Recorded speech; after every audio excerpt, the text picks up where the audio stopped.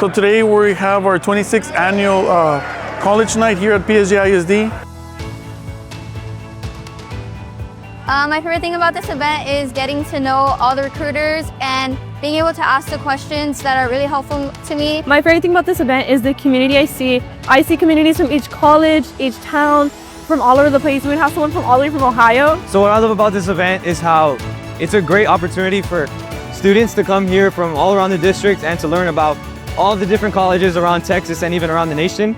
Being able to create new connections with these people, especially universities. Hello, welcome to college night. What we want is for students and parents to come and ask those questions that they have about what the next steps are. We want for them to connect with the recruiters, to start asking those questions about the different financial aid packages, to start getting familiar with the different majors that they offer as well.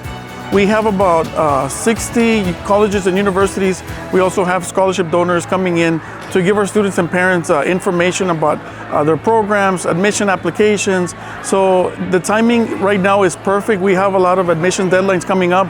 So this will really help the students and the parents make that final choice.